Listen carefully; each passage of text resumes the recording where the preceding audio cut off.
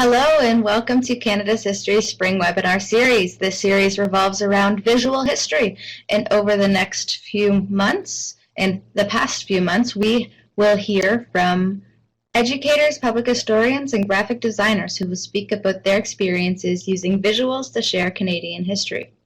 My name is Jessica Knapp, and I will be your host for this series. Over the next hour, Robin Folvik and Kara Seifright will discuss graphic histories and the uses of comics in education. Before we begin today's presentation, I would like to provide you with a quick introduction to Canada's National History Society.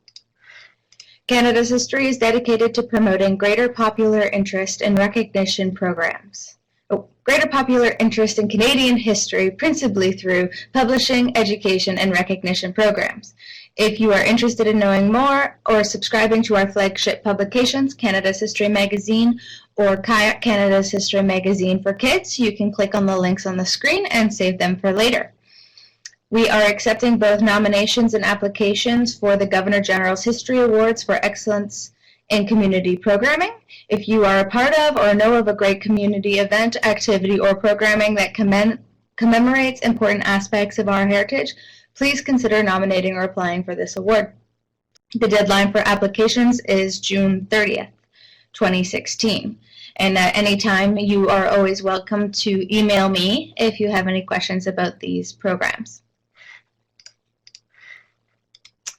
To ensure the best experience possible, I will encourage you to close down any large and unnecessary programs your computer is currently running. Main example is Photoshop. I want you to have the best experience possible during this webinar. However, if there are issues, we are recording today's webinar and it will be available in a few days. If you're on social media, please spread the word about our conversation today. I have included Canada's History's Twitter handle and Facebook link for you there to like, follow, tweet, and post. If you have any questions during this webinar, you're welcome to ask them at any time, and Robin and Kara will answer them as they see fit, whether that's right away or waiting until the end. If you do have a question and you think you might have to leave a bit early, definitely share it with us and look back for the recording to see the answer to that question. A few introductions about our presenters today. Robin is a founding member of the Graphic History Collective. She has a background in history and women's studies with a focus on feminist histories, British Columbia's working people, and social movements. Robin explores ways of translating academic knowledge to reach a broader public and has worked on films, curriculum development, walking tours, and public history installations through her position as research director at BC Labour Heritage Centre. Robin currently lives on unceded Coast Salish Territories, splitting time between Vancouver and Cumberland. Kara is an artist, writer, and designer who has published comics in many magazines and anthologies. Over the last 15 years, she has created graphics, posters, and websites for many radical and progressive movements. She joined the Graphic History Collective in 2015. She now lives in the village of Queen Charlotte, Haida on Haida territory. And with that, I will upload their presentation, and I welcome Kara and Robin to join us. Just wanted to thank Jessica for inviting us to be part of this series. We're really excited about it, and it's good to see that there's attention being paid to visual history and different ways of exploring history in the past. And we also wanted to thank Canada's History for their work producing graphic histories. Jessica mentioned Kayak magazine, and when I was on the website, I noticed that there's about 15 currently available on their website as a resource. So I recommend checking those out. I've shared them with some young people in my life, and they're huge fans. So great work. And I'd also like to welcome the people that are joining us. Welcome. I can see that there's a number of people here.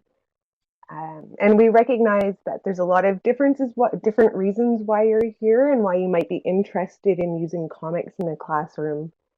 And there's a wide range of ages and different contexts that you personally might be interested in using them in. So since the audience is broad, we've tried to include material and insights that are adaptable and that touch on different skill sets. So hopefully everyone will find something that they can incorporate into their classroom. So just gonna, as we say in our description for this session, people are using comics or graphic novels as valuable resources for teaching and learning about the past. At the same time, more creators are focusing on ways to use this form for educational purposes.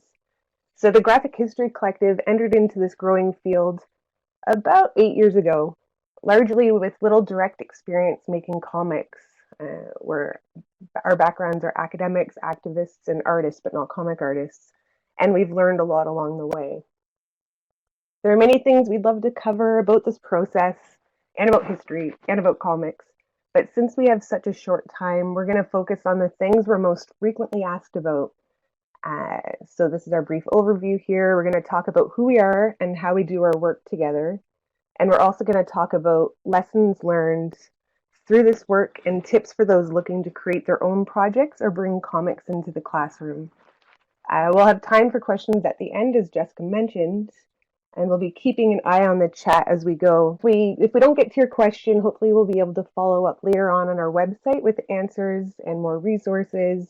And if you know of other resources or have your own teaching ideas that we might find interesting, please let us know.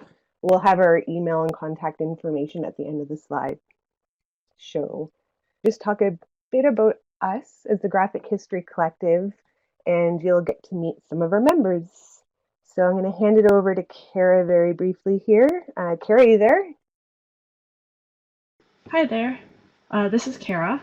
I'll just introduce who the Graphic History Collective is. We're a group of artists, activists, writers, and researchers passionate about comics, history, and social change.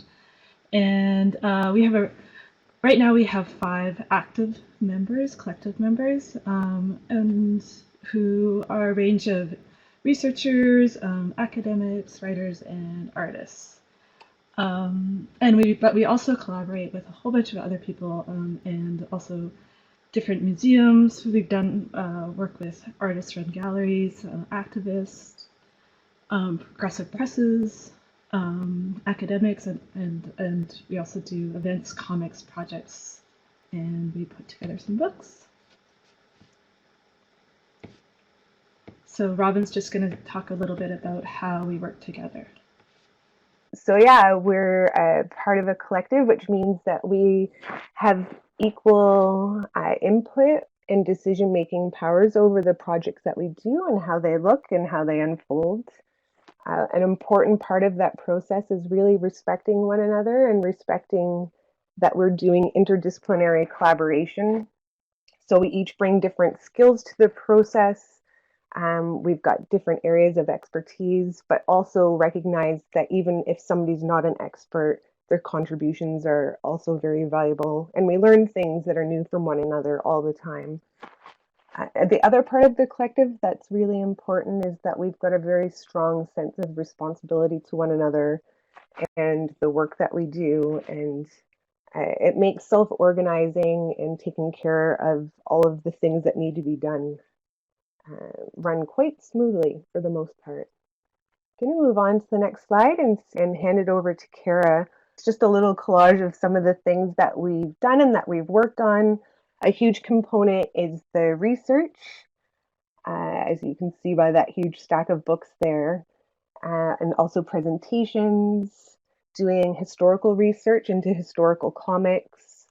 The little alien green glowing part right there is a silk screen that's being burned onto an image, and that's one of the new skills that we've been learning. So part of the process is also continually learning new skills and trying new ways of working with both art and history.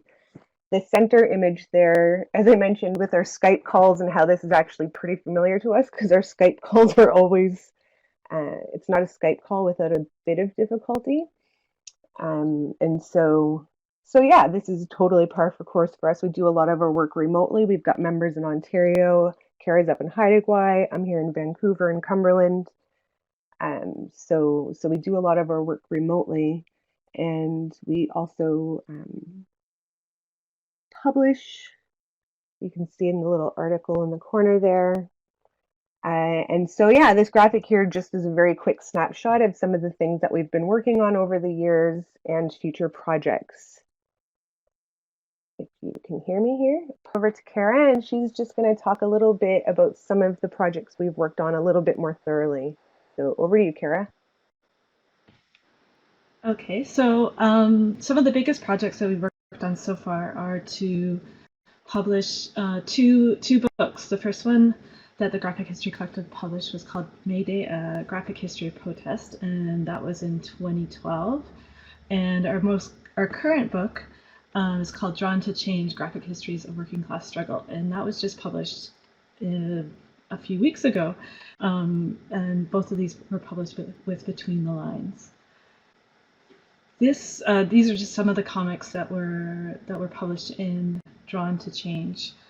This book came out of an open call to artists and writers for radical graphic histories, and we ended up collecting 9 of these stories that focused on Canadian labor history into a book.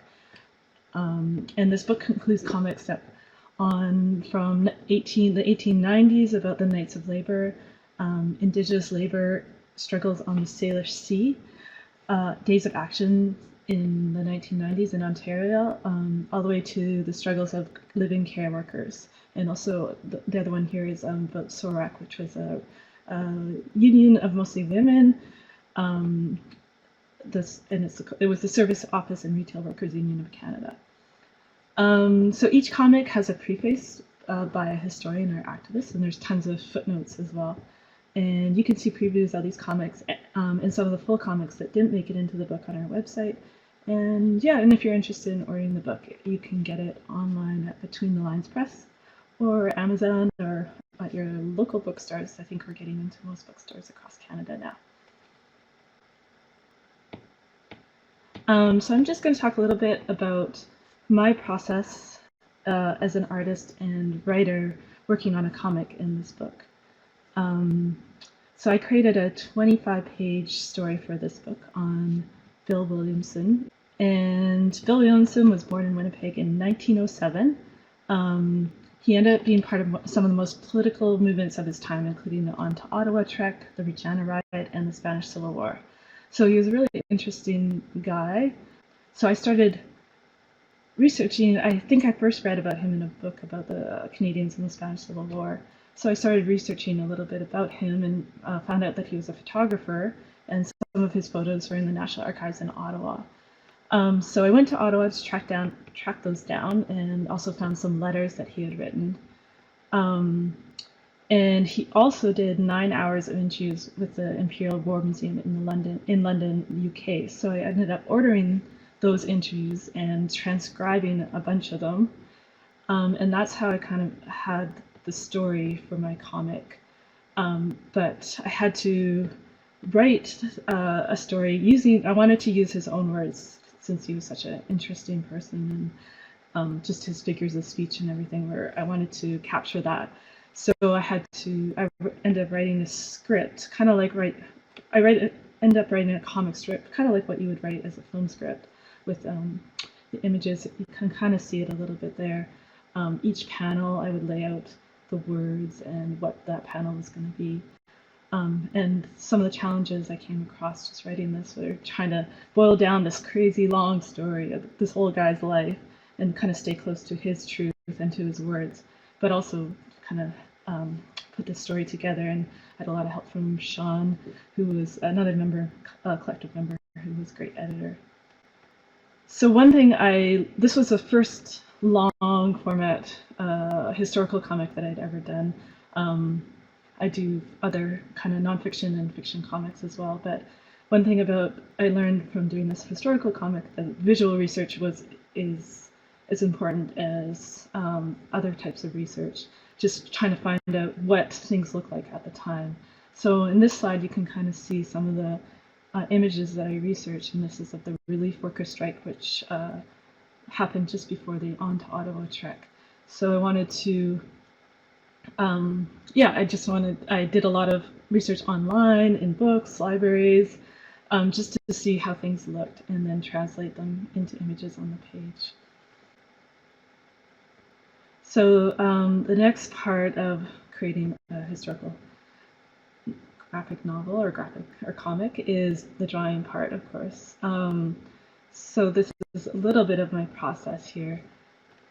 I start with drawing a storyboard or thumbnails, which are just like small little drawings, and then converting them to the page with pencil.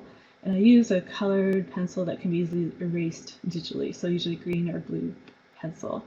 So I don't have to erase it manually. I can erase it when I scan it onto the computer, and then I ink it. So I like to do things manually, and then to get it into print, I have to scan it, and then I use Photoshop to clean it up and fix any mistakes. Yeah, and now Robin is going to just talk about her experiences.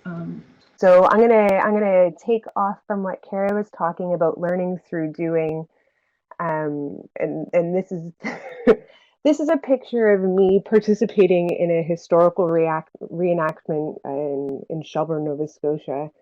And I'm starting here, even though I'm here to talk about comics, I just wanted to start with this slide, first of all, because it's kind of hilarious and my parents are there and I'm there. But also, I wanted to just address that there's many ways of learning historical knowledge and experiencing the past. And this was one that, I'd never thought about just how cumbersome it was to do some of these things in the heat. Um, and the very strict attention to historical detail. I'm scandalizing people currently with what I'm wearing in that photo because it's not historically accurate, which is, you know, something. The historical accuracy is something that we've been trying to carry into our projects. Through my day job, as Jessica mentioned in the introduction, I get to work with history in a number of different ways and I get to explore different formats.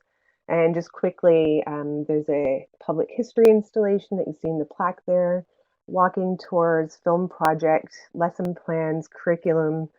And I think that this exploration, it's been happening at the same time as my work with the Graphic History Collective. So I've been learning lessons in both areas that have reinforced and helped, both in my day job and in my work with the Graphic History Collective. And I definitely encourage trying to find different ways to use history to connect with the public. All right, so the next slide that's going to show up shows how my day job and my work with the Graphic History Collective end up bleeding together. I've had the opportunity to work on the same history, trying to get it ready to present to the public, to engage the public in more than one way. So for instance, see that there is a site from a walking tour, a film project, and a comic all focused on SORWAC, which Kara mentioned is the Service Office and Retail Workers Union of Canada. And through that process, I've been able to really reflect on how planning, researching, writing, the depth of the knowledge that you're able to present, the effectiveness, the accessibility, and so forth varies from format to format, even with the same historical moment being used. I just wanted to say also one of the things that I've learned through this process is that, academic writing, archival research, all of these projects are super valuable and important, but they can be very solitary and alone and within a confined space. So for me, working with the Graphic History Collective and having the opportunity to research and collaborate and co-write with people has really helped create a network of support and has furthered our knowledge and ability to reach new communities and to do artistic and interdisciplinary engagement and build. One of the things that's come out of that, though, and all of these collaborations and part of my own process of growth and some of the other writers that we've worked with is awareness of how hard it can be to translate knowledge across fields. And so, in the early years, for instance, we had so much text on every page and so much detail that just wasn't needed, but it was really challenging to let go of words. And we always kind of return to the question of how do you take something that you've studied so deeply, that you understand is complex, and then write a manageable script for the artist to work with. It's just an example of one of the processes that I've worked through personally to try and let go of words and trust that art is able to convey the complexity. So I did a storyboard, which is pretty funny. And even though it's not perfect, it really has helped me let go of, even though it's not perfect, it still helps me think about the story in a new way, and has helped move things forward. Okay. And I just wanted to talk about one of the last things I want to talk about that I've learned through doing the work with the Graphic History Collective is a lot of art skills and transferable skills that has improved my work in other areas. And I've actually developed new interest as a result of exploring with these things that I never even considered doing. So for instance, putting together a museum exhibit, getting files print ready, how to use space, how to best connect with the public. And finally, through all of this, I've really grown to appreciate the process as much as the product. A lot of the background stuff that people never see is really rewarding and engaging. So with that in mind, I'm going to hand things back over to Kara, and she's just going to talk a bit about making comics in the classroom. So, Kara. Thanks, Robin. Okay, so yeah, I'll just talk a little bit about creating comics in the classroom and how it can be an introduction to researching, writing, storytelling, and visual thinking and creating visually. And I'll just introduce a few activities that I've done with a range of ages, from 7-year-olds to teenagers to adults, that teachers or educators could incorporate into their classrooms. And I'm not a teacher, well, I teach workshops, but I'm not a full-time teacher in any way, but these are just some of the, some exercise and activities that I've done that I think have been really fun and also learning. So I often start workshops with a warm-up drawing activities. I mean, younger kids don't usually have any issues about being creative, but older kids, teenagers, and adults definitely are reluctant to draw or to think about creatively or visually thinking. So I usually try and do some sort of warm-up activity to start breaking down those barriers. So these are two that I've tried, or we've tried before. One is creature drawing, which can be kind of fun. The first person just uses a paint or markers to create a random mark on the page, and then they pass it to another person. And the second person uses a different marker to create some sort of creature or something out of that just scribble on the page. And you can see some of the images right there. A second one that I was just introduced to is called portrait drawing, and it's just simple. You sketch the person next to you in 1 minute, and then 30 seconds, and then 5 seconds. And it's kind of neat to see what happens with the drawing, and just like to see how much character you can get out of that, no matter what your skills are with drawing. So the next activity I like to try is about storytelling. There's different activities that you can do with storytelling, but this one is pretty fun because it gives the story already. So I call it The Wrong Treasure, and it's also called The Wrong Planet. And I first read about this activity in a book called Drawing Words and Writing Pictures by Jessica Abel and Matt Madden, which is an excellent book about comic creating and introducing comics in a classroom setting as well. So in this activity, you break the class into groups of 5, and you get them each to go through to draw part of the story using Post-it notes. And then you get the group together, and they put the whole story together, and then they start adding to the story. And it's pretty fun just to look at how different the same story can be told. So we'll go on to the next one, and we'll post some of our slides will be posted on the Canadian History website, but also on our own website as well. So another one that's fun, that's more about creating comics, is called a comic jam, and this is an improvised collaborative comic. So everybody gets a page with 9 panels on it, and there's templates online that you can just print out. And you start with a prompt, like I used to be a dog, or it could be something real, like I used to love swimming, and then you pass it on to the next person who starts adding to the story. And so what happens often is these stories get kind of pretty absurd, and sometimes there's a lot of deaths. I think next time I do this, I'm going to say nobody can die in this story, but there's a couple, you can't really see them, but there's a couple examples right there.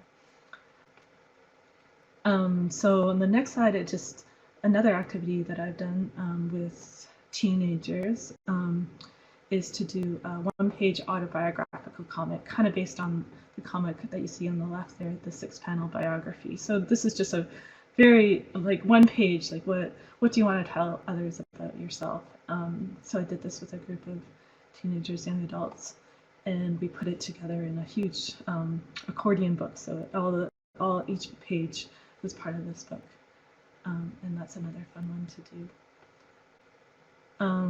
So the next comic activity is mini comics, and these are fun with all age groups. There's a template that you can find online of creating these, so it's pretty easy to reproduce these comics because they're just on 1 page. So if you have access to a photocopier, and I like doing this one because comics are meant to be reproduced, whether they're in print or online, and they're meant to be shared and read. So this activity allows students to create a comic under creative constraints, so using just 6 panels and a cover, and then the finished comic can be photocopied. So the students will create multiple copies and trade them or with each other at the end, which is always super fun. So another activity that I haven't got to do yet, but I'd like to do, is creating historical comics with students. This would be a more elaborate workshop, or because it would include students doing archival research or interviewing elders, finding a story, and then writing a script, a story based on their research, and then creating a storyboard, and then creating visuals, which don't necessarily have to be drawing. You could use found photographs or historical photographs, or do it digitally, or even use simple stick figures. The example on the right there is by an Italian artist who did a whole graphic novel on the Italian revolutionary Antonio Gramsci, just using historical photographs, but he manipulated them or colored over them, as you can see. So it just gives a really neat effect, and I just thought that would be a neat way of making historical comics with students. And yeah, but I'm happy to also answer any questions about this at the end, and Robin's going to go on. Hi, okay, I'm back. So this section, so Kara just talked about making comics in the classroom, and I'm just going to briefly go through a couple of suggestions for reading comics in the classroom. I mean, there's so many ways that you can actually bring comics into the classroom, and this is just a really short snapshot. So here's just an example of some of the more recent, or generally more recent comics that have been developed that focus on historical subjects. There's many out there. It's an ever-growing field. And like I said, there's lots of different ways that you can be reading them in the classroom. But I'm just going to step back from those for a minute, and I'm going to move on to the next and suggest my first suggestion to get, if you've got a young audience, if they're in high school or junior high, one of the things that you could do is read about the history of comic books and use this history as a way to discuss larger events through a focus on youth culture. So here we have a display that was prepared for a subcommittee hearing into juvenile delinquency. At different periods in time, there's been this moral panic around comic books and about how comic books are seducing the innocent, and they're filling young people's heads with all of these terrible ideas. And what we see here was prepared by the Provincial Advisory Board on Objectionable Publications. in Alberta, and was used as a way to try and spread the idea that comics were very bad, that they did all of these things, that they fostered prejudice, that they were violent, that they were just bad, they were not good for reading. Yeah, so I mean, you can talk about youth culture, you can talk about some of the concerns that have come up in the past and why, tying them into larger events. And the other thing you can do is then compare that or do a separate lesson to look at patriotism in comics. You know, if you consider that last slide was made approximately 10 years after these comics were produced, you can look at the change that happens over time. We've got an American example here and a Canadian example here, and you can, if you can remember some of the critiques of comics from the last slide, that they promote violence, that they promote racism, and look at these images, you can see, oh, wait a minute, some of those things are here in these comics that were very much supported by the government. Some of them were produced in collaboration with the government during a time of war. And there's a lot of these examples out there. And this is something in my experience that they've really responded well to thinking about the history of youth culture and then using that to discuss larger events like war, Cold War, patriotism, nationalism, all of those sorts of things. So that's sort of my first suggestion, is to take a step back and look at the history of comics themselves. Okay, so my other suggestion for reading comics in the classroom is, you know, you don't always have to just be reading them for facts, and this might be more applicable for an older audience or older student group, but you can also be reading them for research and historical methods. So for this particular project, which is part of the Drawn to Change anthology, the research and writing team worked very closely with the caregivers that they're representing within this comic. And their approach really reflects a research for change, community-based lateral project where the women themselves are given voice at all opportunities. So you can also use some of these for analyzing how are historians gathering their information? How are they doing the research? And this is another comic that is from the Drawn to Change anthology done by David Lester. And it's hard to read with the smaller screen here, but David Lester wrote essentially the story of his grandfather's involvement with this significant event that happened in Vancouver, called the Battle of Valentine Pier.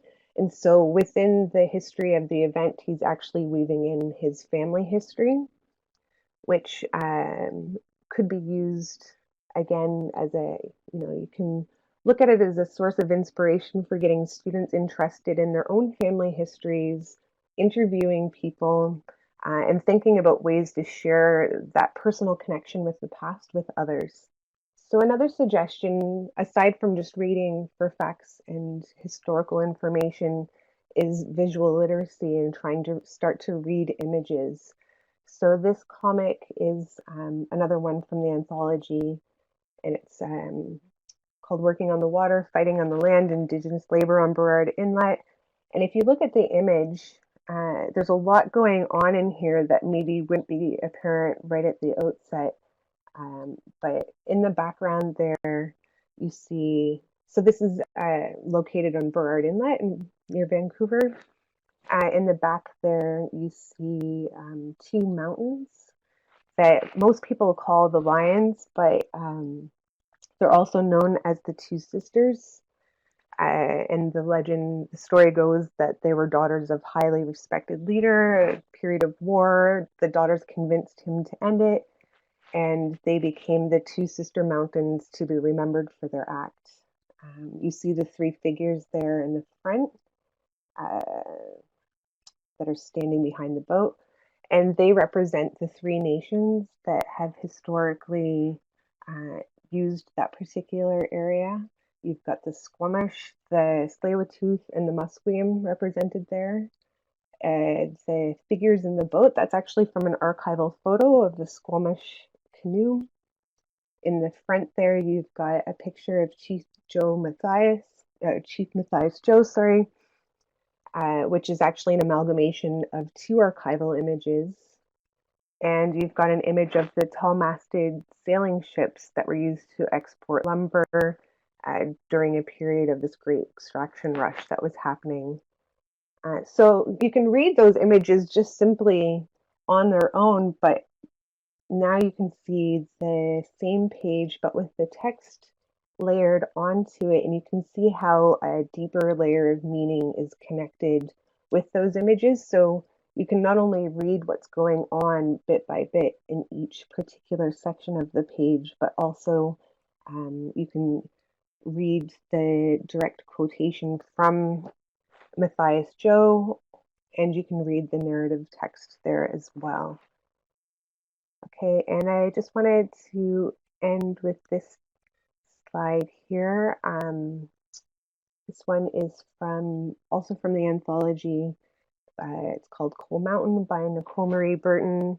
And I just wanted, this is my final slide. I just wanted to say that reading comics in the classroom can really allow one to powerfully connect with the story. And so again, not just analysis, not just reading for facts or particular historical moments. You can be reading and have this emotional connection and response to the artwork that's happening simultaneously. And Nicole's done an amazing job here of bringing emotion to the scene. I know it's kind of hard to see, but in the first image, you have the main character coming in and witnessing this powerful moment. You can, I'll let you read it. I won't go too deeply into the comic, but where she's just coming across a scene that's happening between her mother and another woman that's experienced violence. And in the next scene, you've got coal miners that are trying to talk about how to engage in resistance, and they're realizing that they don't really have anything left. And then the women sitting there, and they look at each other and they realize, well, they're the ones that are left to stand on the line. And it seems like this really, they burn into your brain. They generate more interest in the historical moment. They make you want to seek out more information, remember the details, and they can also help open up new ways of seeing things. So, text on page alone or images alone can also do those things, but when you bring them together and layer in that information, it just has a much more powerful impact. And if you're trying to get students interested in historical moments, this is definitely a great way to have an entry point into that. Okay, so that is our last slide for today. And like I said, there's so many examples that we could have covered today and so many different things that we could have talked about. Hopefully there's some great questions that we can answer and we can continue the conversation as a group. So thank you again, everybody. And I'm going to hand it over to Jessica. If anybody has any questions, now is the time to ask. Robin, you'll see Nancy has asked, you mentioned using transcripts, something she agonizes over. How much to put in the words, how much to put in the mouths of real historical characters? How do you manage that?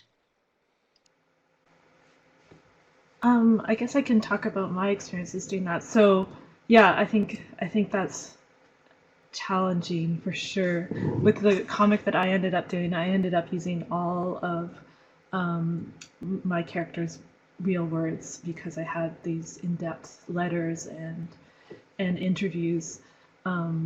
But I guess it's a choice between making sure that the story is good, because you need a good story. Like with the original transcripts, especially, there was all this stuff in there that was also interesting, but it didn't make a story. So it's kind of a balancing act between those two things. I'm just going to jump in quickly and say that for us, and I wanted to also say hi to Sean Carlton, who was a co-author for many of these projects. He's joined us here as well. Hi, Sean. And so one of the things that Sean and I, particularly for the Working on the Water project that I was just talking about, one of the things that we were really committed to was trying to give voice to some of these historical characters, particularly when oftentimes they're not included as part of the record or they aren't given the opportunity to be present. There's so for us, using transcripts was a way to ensure that different historical figures were able to have a voice. But it really is a challenge trying. I agree with you, Nancy. It is a real challenge trying to figure out, what works with the story, as Kara said, and how much of that we can do.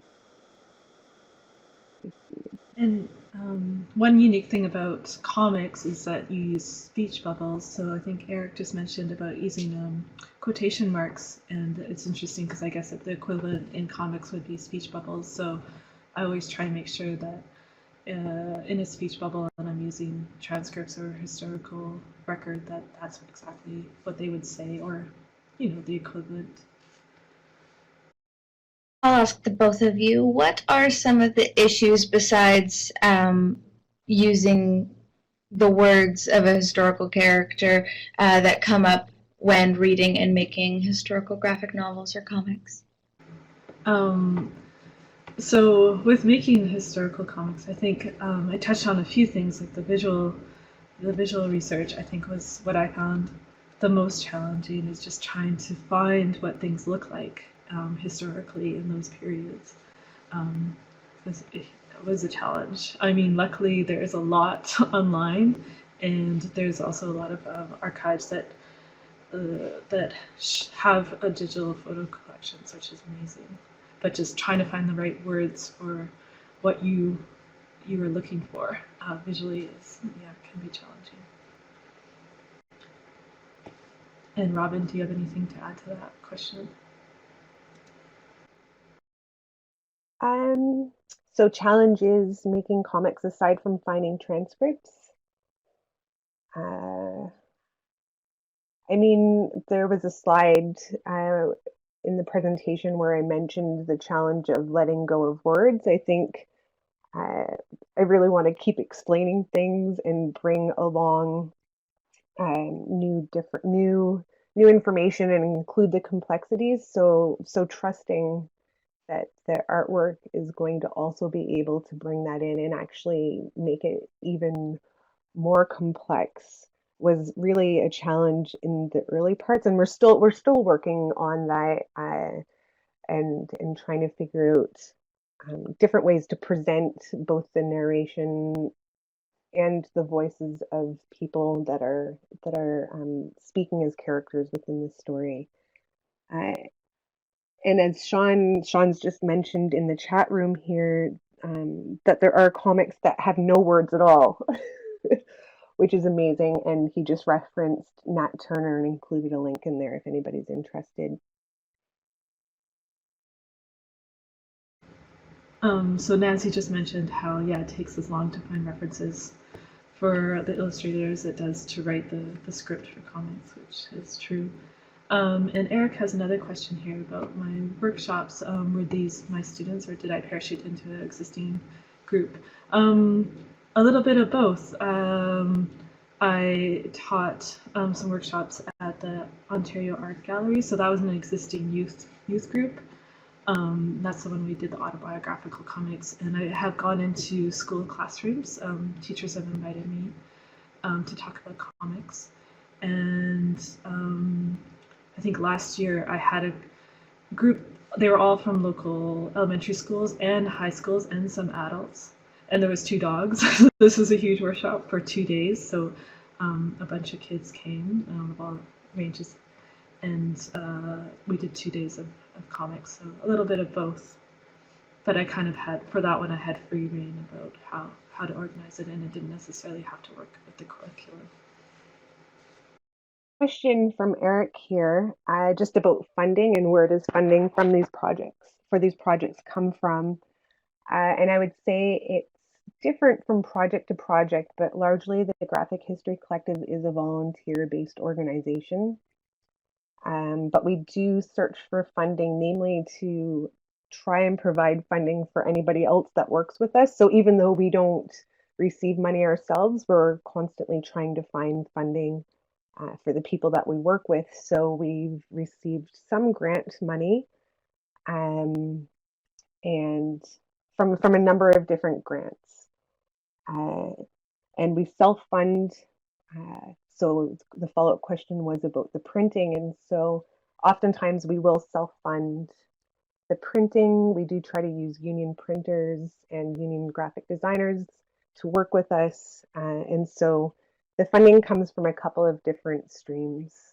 There's no one source, and like I said, we are largely volunteer. And our book itself is published by Between the Lines, so they did the physical printing and are in charge of kind of some of the well, we do a lot, and we did a lot of the editing and promotion, but they also do some of the promotion and actually create the physical copies. Right, and I just wanted to add, so yeah, when I was talking about the physical printing and the self-funding, that's been for more of our museum exhibits and for some of our outreach materials. But Kara's right, Between the Lines Press has been the one that's dealt with the physical printing of our 2 books. So thanks, Eric. And on that note, I think we will wrap up today's webinar. I would like to again thank Kara and Robin for taking the time out of their day to make this presentation, as well as everybody who has joined us to listen.